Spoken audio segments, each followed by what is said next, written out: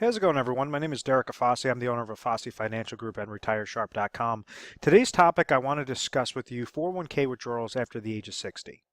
Now, essentially, how an individual situation works is a person's working for a company, most likely a private institution, that is giving them different employee benefits, so such as their health insurance, disability insurance, ancillary products, and then also a benefits package that's known as a 401k, a type of retirement account that somebody could contribute into.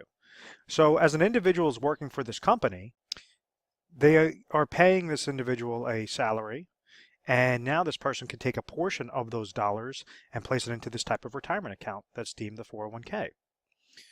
So the reason why somebody does this is because it kind of forces them to save. It says, okay, well, we're going to take this directly out of your paycheck, so it's as if it was never hitting your bank account. So you're not, it's kind of out of sight, out of mind type concept.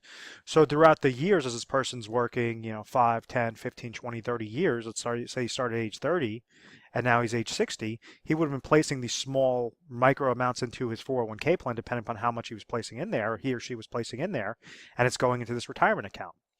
So in theory, if this retirement account, this 401k account is placed into a fixed account, let's say that's only paying 1%, the amount of dollars that are being placed into that plan and this percentage rate being placed into this plan are going to grow this bucket year by year by year. It's going to grow it larger and larger and larger.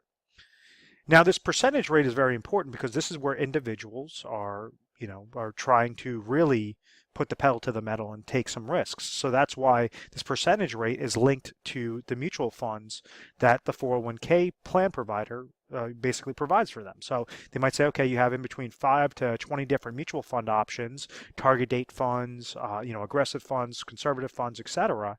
And what we're going to do is give you this platform based upon your risk tolerance on which funds to choose. So that if you're placing, let's say, $10,000 a year into a plan, and you're getting a percentage rate that has a positive rate of return because of this mutual fund performance, well, then that's going to be 10,000 is going into the bucket. And let's say if you had a 10% gain into it, then it's going to show as if $11,000 is in that bucket at the end of that day, at the end of the year. This percentage rate, when it's tied to mutual funds, can be positive and it can be negative. And this is just a kind of a refresher course of where you guys are right now. If you're looking at this video, most likely age 60, and you're saying, wow, okay, now I have to actually start planning up for retirement. I was saving these dollars each and every month, each and every year to my 401k account. My 401k account was receiving positive interest credits. But then also, anytime that these mutual funds are the market, because these mutual funds are typically tied to a mixture of stocks and bonds tied to the market, anytime the market went down, I saw a negative to my account portfolio. So in 2008, as a prime example, individuals might have walked into the year with $500,000 in their 401k accounts thinking, okay, great, I'm going to retire. The market has always been up. I've always received positive interest credits. And then they got hit with a negative 50%. And what that did was it taught individuals the realization of investing. And it said it's nothing more than a stock market casino. And when that market took the hit, they walked into the year with 500,000. It took the hit. They walked out of the year with 250 or 300,000, and they lost all of that value, regardless of how many years they've contributed into the account, because this dollar amount was negative, or should I say, the percentage amount was negative. So when somebody is gearing up for retirement, it's known as an accumulation phase. They're trying to accumulate their dollars into that plan. They're trying to place as many dollars aside, try to hope for as good of growth as possible to make sure that that bucket is going to be the largest amount possible, by the time they hit age 60. So whether this person's looking to retire at age 60 or, wait till age 62, match it up with, Social Security, 66, 67, 70, etc., there has to be a change in mindset from an accumulation stage if they're looking to pull this out for income to more of a preserve your account, eliminate those negatives, and distribution. Make sure that you're receiving an income from that 401k as well, or from those 401k monies as well after age 60. And the reason why I say after age 60 is because with 401k accounts, there's something known as a 59.5 rule and a 70.5 rule. The dollars that are placed into this 401k account are going in there something known as pre-tax. So if someone's placing $10,000 into a 401k account each year and they made $100,000 that year, well, their adjusted gross income at the end of the year is $90,000. This $10,000 was known as a tax deduction. So it's going into this contract $10,000 if they're doing this every single year, $10,000, $10,000, etc. The money that's growing in this account, when they're throwing it in there, that's adding a positive to that bucket. And then also anytime that there's an interest credit in there, that's also adding some additional positives to that bucket. This is growing tax deferred. So because it's qualified through the IRS, they're stating that this individual cannot touch his money before his or her money before age 59 and a half. So if they do touch that money, then they're going to get penalized off of, they're going to be fully taxed on those monies, and they're also going to have to pay a 10% penalty to the IRS because they pulled it out before age 59 and a half. So you have something known as a 59 and a half rule. So if you hit age 60 and you're looking to retire after age 60, you could pull these monies out because you never paid taxes on those monies. Any distribution you take are going to be fully taxable. That brings me to my next point of the 70 and a half rule. This is known as a required minimum distribution. Because you've received that tax deduction, because those monies are growing tax deferred, Uncle Sam, the IRS, they want their money. They want to start, collecting taxes off of those distributions. So what they say is for those individuals that just want to keep holding onto their accounts and never take a distribution, we're going to require you to start pulling out a distribution from this account, because now that's nice and large, they're able to tax you off of an actual required minimum percentage amount off of whatever your qualified assets are. So like let's say at age 70 and a half, it's all based upon the year that you were born, the amount of assets that you have on a qualified side, and they might say, okay, at age 70 and a half, we're requiring you to pull out $12,000 from your qualified retirement accounts to suffice the RMD for that year. At age 71 and a half, let's say now that is $16,000 or, $17,000, $20,000, whatever your situation is. Understand that the older and older you get, the increase, there's going to be a further increase on that required minimum distribution, because each time that you're taking a distribution, whether you use that or not, whether you use that for your living expenses or you're just throwing it into your checking account, your savings account, they want to make sure that they're receiving back those monies. So there's two different subsets of 401k withdrawals after age 60. Always be mindful of that 70 and a half rule. But then on top of it, right when you hit age 59 and a half, now you have options on how you could preserve.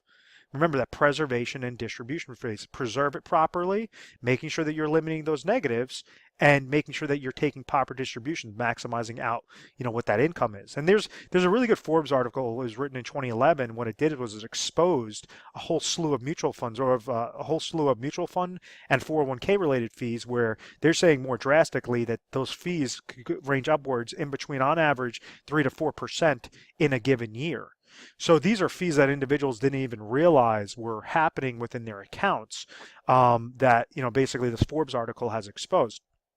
Now, I think that's a little bit more drastic of a measure. I think that, since that point in time, that the 401k companies, because they were basically caught with their pants down, have now reduced a lot of those, those different miscellaneous fees in there. But there's still going to be 401k related fees, mutual fund related expenses, and, you have these greedy financial advisors that are trying to give recommendations on those 401k plans or keep you in that accumulation mindset when you should be going more towards that preservation and distribution mindset.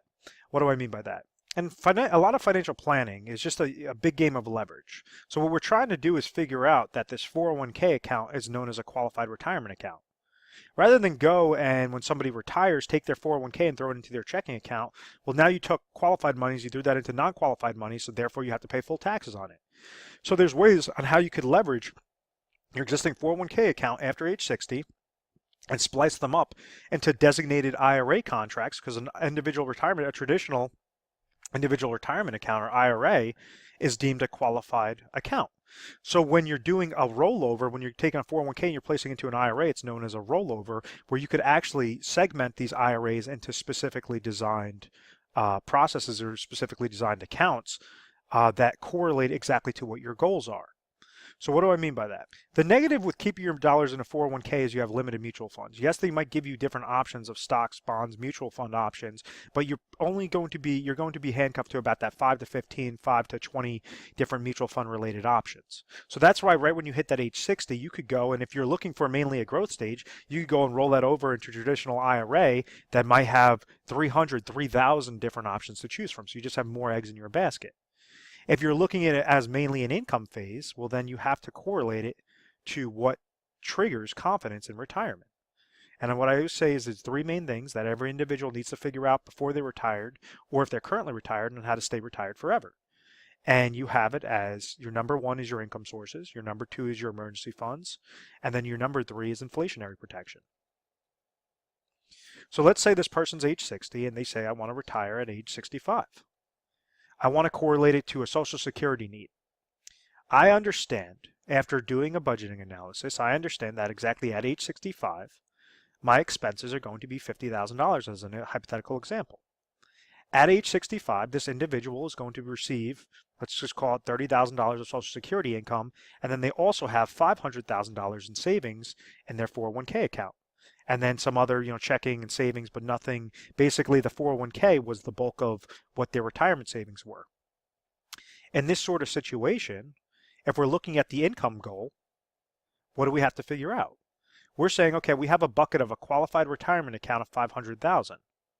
What's the smallest amount of dollars out of that $500,000 that we could produce a guaranteed income source of that $20,000? Because remember, the need is $50,000, Social Security income is $30,000. They're not receiving any pension income, so therefore we have a gap of $20,000.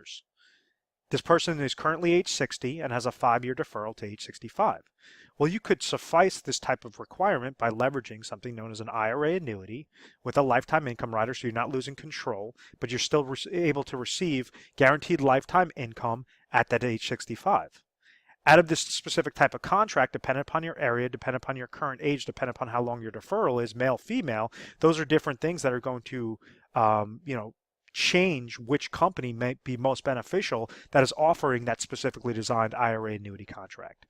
So in this example, let's just say $500,000, we only need $200,000 to suffice that goal, to produce $20,000 in income with a 5-year deferral.